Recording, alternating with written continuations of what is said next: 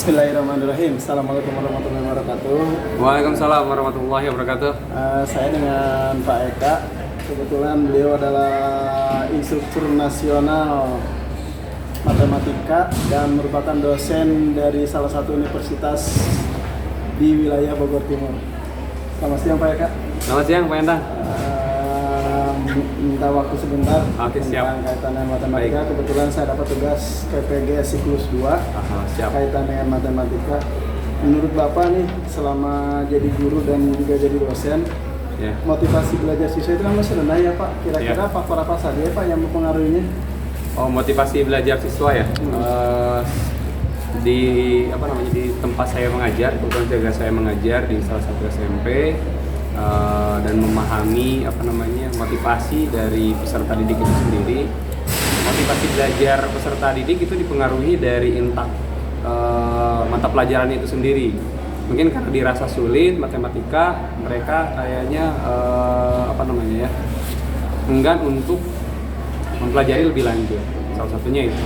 Jadi dari tingkat kesukaran yang ada di matematika, apalagi kalau misalnya kita tuntut untuk high order thinking gitu, biasanya tidak banyak anak yang memiliki motivasi untuk mencapai high order thinking tersebut. Itu yang pertama. Yang kedua, salah satunya mungkin ketidakpahaman anak betapa pentingnya pembelajaran matematika itu sendiri gitu.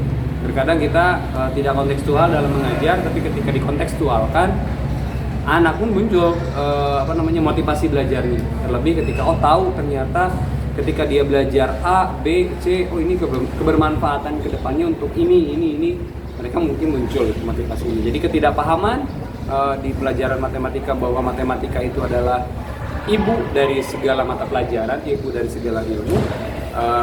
Ketika mereka tidak paham itu, pada akhirnya motivasinya menjadi rendah. Jadi, karena mereka berpikir, apalagi di tingkat SMP, mereka berpikirnya matematik sekadar hitung-hitungan. Padahal kan nggak hanya itu gitu, banyak hal yang bisa digali, reasoning gitu kan, penalaran dan yang lainnya. Matematik bukan hanya terbatas dari sekedar paham tentang hitung-hitungan, tapi juga bisa lebih komprehensif dengan pemahaman-pemahaman yang lainnya. Nah, mungkin itu. Berikutnya, yang kedua Pak, tentang kemampuan dasar matematika siswa. Itu kan biasanya siswa agak bermasalah gitu tentang kemampuan dasarnya dari SD-nya biasanya berturun-temurun. Kalau SD-nya tidak sangat mampu, berarti ke SMP-nya juga agak mengalami kesulitan. Nah, biasanya kemampuan dasar matematika itu faktor apa saja Pak yang mempengaruhi kemampuan dasar tersebut?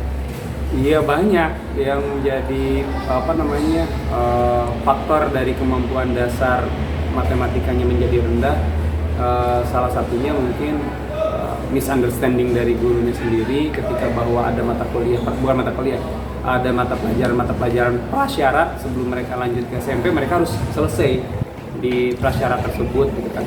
Terlebih sekarang di kurikulum Merdeka kan ada fase A, fase B, fase C, fase D, dan kita berada di fase D. Berarti di masing-masing fasenya harus benar-benar mereka udah terpenuhi gitu. KKTP-nya, ATP-nya harus terpenuhi.